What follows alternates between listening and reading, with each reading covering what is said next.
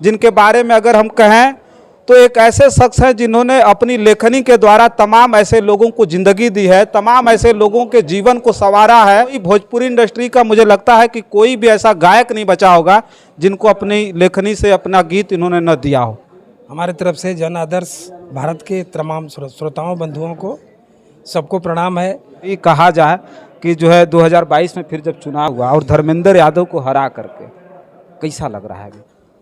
साथियों, आजमगढ़ उपचुनाव के फैसले के बाद आजमगढ़ से ज़्यादा उत्साह इस समय गाजीपुर के इस मौदिया टड़वा में जो है ये जो दिनेश लाल यादव जी का आवास है, जो आजमगढ़ के नवनिर्वाचित सांसद हैं, इस समय जिस तरह से आजमगढ़ में उत्साह दिखाई दे रहा था, आज के दिन यहाँ उत्साह दिखाई दे रहा है। सुबह से क्या रात से ही लोगों का तांता लगा हुआ है। और हमारे साथ हमारे बगल में देख रहे होंगे हमारी दाहिनी तरफ एक ऐसी शख्सियत हमारे बीच में है जिनके बारे में अगर हम कहें तो एक ऐसे शख्स हैं जिन्होंने अपनी लेखनी के द्वारा तमाम ऐसे लोगों को जिंदगी दी है, तमाम ऐसे लोगों के जीवन को संवारा है।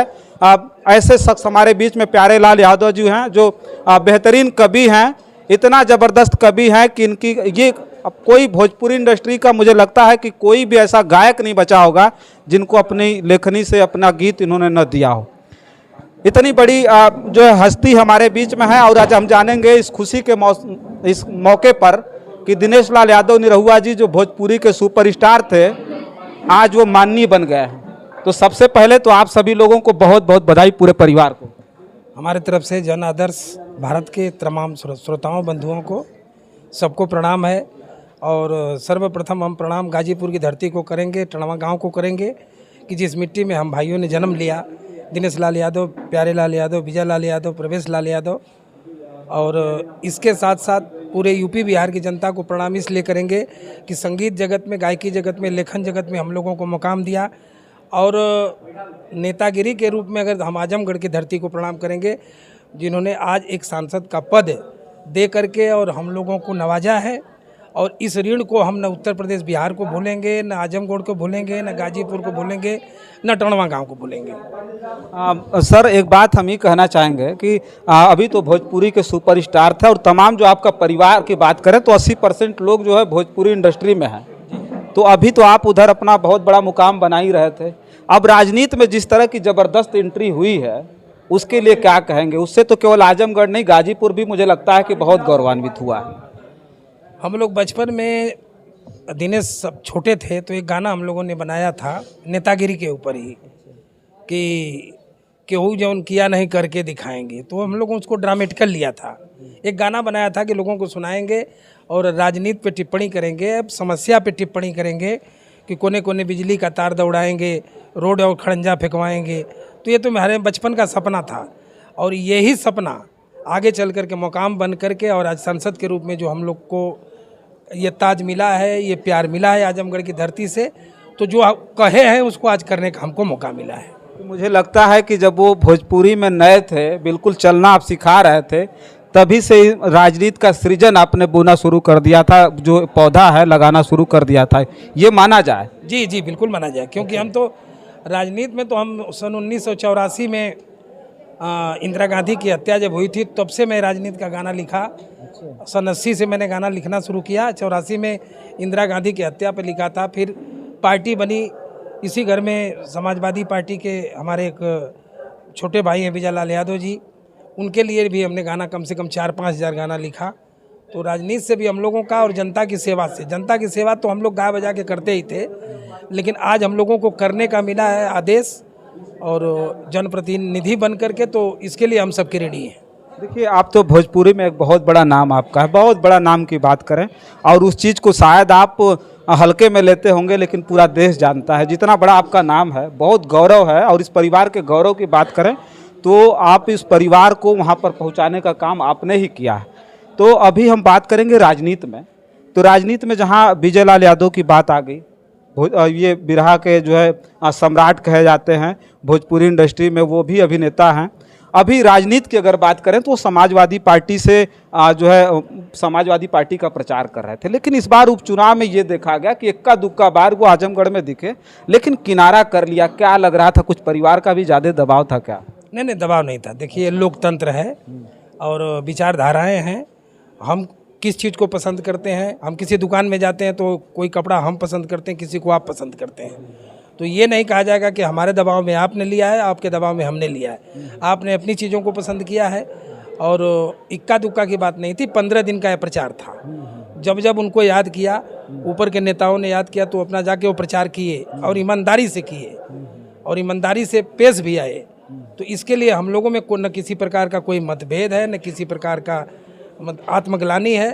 प्यार उतना ही है, बस विचारधाराएं अलग अलग हैं। पारिवारिक और सामाजिक विचारधारा एक है पूरे परिवार की, लेकिन केवल राजनीतिक विचारधाराएं अलग अलग। जी जी, क्योंकि हम किसी दल से हैं और एक दल में वो करीब करीब मिला जुला करके एक महामंत्री के पद पर रह चुके हैं, उनको नवाजा गया था। तो वो भी जहाँ पर है ठीक है। दिनेश लाल यादव को विचारधारा मोदी जी की अच्छी लगी, जोगी जी की अच्छी लगी, यहाँ पे ये हैं तो ये भी ठीक है। अच्छा, आप तो गार्जियन हैं सांसद जी के, दिनेश लाल यादव निरहुआ जी के। आजमगढ़ से वो सांसद हो गए हैं और जब संसद में जाएंगे, पार्लियामेंट में जाएंगे, आजमगढ़ की तो बात करेंगे ही। बहुत अच्छा रिश्ता आप लोगों का माना जाता है कि उत्तर प्रदेश के जो मुख्यमंत्री हैं योगी आदित्यनाथ जी से भी बहुत अच्छा है दिनेश जी का। जी जी। तो गाजीपुर के लिए देखिए, गाजीपुर से जब वो हैं तो गाजीपुर की भी कुछ ऐसी जो है उनसे अपेक्षा होगी। कुछ लोग चाहते होंगे कि गाजीपुर के लिए भी कुछ करें, तो आप तो गार्जियन, उनके लिए गाजीपुर के लिए भी कुछ कहेंगे उनसे? बिल्कुल कहेंगे। मान लीजिए हमको मिला है, एक क्षेत्र बटा है, आजमगढ़ हमको मिला है, तो आजमगढ़ के लिए दिनेश लाल आवाज़ उठाएंगे और यहाँ की समस्या यहाँ के जो सांसद हैं उनके द्वारा आवाज़ उठा करके और जोगी जी से बात करेंगे कि ये भी जिला है, ये सांसद हैं, क्योंकि हक होता है अपने अपने क्षेत्र का। तो वो भी यहाँ की भी समस्या को अवगत कराएंगे जोगी जी से, और करने के लिए जहाँ जो यहाँ के सांसद हैं जिनके अंडर में सारे कारनामे हैं वो करेंगे। जी, यानी गाजीपुर के लिए भी ये परिवार बहुत कुछ करने वाला है अभी। बिल्कुल करने वाला है, क्योंकि राजनीति में आने के बाद साहब जिम्मेदारियां बहुत बड़ी होती हैं। बहुत बड़ी होती है, और हम लोगों ने 15 दिन में ही देख लिया कि कितनी बड़ी होती है। लोगों के दरवाजे तक जाना, सबसे बात करना, सबके दिलों पे अपना छाप छोड़ना, करते करते करते सभी लोगों ने इतना प्यार दिया, मोहब्बत दिया सभी लोगों ने। भले तीनों लड़ाई त्रिकोणी थी और भयंकर लड़ाई थी, उस बीच से अगर हम उभर करके कमल खिला है तो इसके लिए हम आजमगढ़ की धरती के पूर्ण रूप से ऋणी हैं। तो अभी जो पिछले बार 2019 में अखिलेश यादव जी से शिकस्त खाने के बाद चौतरफा घिर गए थे, लेकिन अभी कहा जाए कि जो है 2022 में फिर जब चुनाव हुआ और धर्मेंद्र यादव को हरा करके कैसा लग रहा है अभी? देखिए, उस समय था कि आज धर्मेंद्र यादव के साथ में जो लड़ाई हुई, जमाली के साथ में लड़ाई हुई, तो जब तीनों लोग एक थे, सब लोग मिल करके एक थे, तब भी हम लोगों ने 3,61,000 वोट पाया था। तीनों लोग थे, हिंदू मुसलमान हरिजन भाई, मतलब बीएसपी सब दल एक गठन बना था, उसमें बीजेपी सिर्फ अलग थी, तो हम लोगों ने 3,61,000 वोट पाया था। तो हम लोगों के लिए जनता का बहुत बड़ा प्यार था। इस उपचुनाव में 15 दिन के टाइम में गांव-गांव तो हम नहीं जा पाए, सड़क गए, गली गए, खड़ंजा गए, सब लोगों को सूचित किया। अगर यही टाइम कम से कम 15 दिन की और रही होती तो ये वोट का रेशियो और भी ऊपर होता। तो अभी कह रहे थे कि आजमगढ़ से जो हम सांसद हो जाएंगे या नहीं होंगे, लेकिन आजमगढ़ में घर बनाएंगे, तो क्या लगता है सांसद जी का घर आजमगढ़ में बनेगा? बिल्कुल बनेगा, बनाना पड़ेगा, क्योंकि आपको आजमगढ़ की धरती ने आपके ऊपर ऋण दिया है। अगर आप अपने घर से आ जा सकोगे तो आपको दूरी पड़ेगी, वहाँ घर बनाना पड़ेगा, वहाँ का आपको सब कुछ करना पड़ेगा, वहाँ ऑफिस डालना पड़ेगा, 2-4 जगह पे 2-4 लाख के आदमी बैठेंगे, समस्याओं को सुनेंगे, हर समस्या का कोशिश करेंगे हल करने के लिए। ये तो करना ही पड़ेगा। सब पड़ेगा नहीं, बनाना पड़ेगा नहीं। आप गार्जियन हैं, आपको ही बताना पड़ेगा कि आप बनेगा घर। नहीं, तो गार्जियन है तो ही बोलेंगे पड़ेगा, ये आदेश है हम लोगों का। अच्छा। मेरा आदेश उन लोगों का है कि पड़ेगा, आप लोगों को करना है। अच्छा। इसलिए बोल रहा हूँ। चलिए, हमारे साथ थे गार्जियन जो है सांसद जी के, भोजपुरी के सुपरस्टार दिनेश लाल यादव निरहुआ को अगर इस मुकाम तक पहुंचाया अगर किसी ने है, तो एक बहुत बड़े जो है कवि, एक बहुत बड़े जो गीतकार हैं, गीत लिखते हैं, प्यारे लाल यादव जी हमारे साथ थे। बहुत सम्मानित है इस क्षेत्र के लिए, कहा जाए तो एक बहुत बड़ा नाम इस देश के लिए, बहुत बड़ा भोजपुरी इंडस्ट्री में नाम है। और भोजपुरी के अलावा हिंदी में भी आपने गाना लिखा है क्या? हाँ, हिंदी में लिखा है कुछ गाने जी।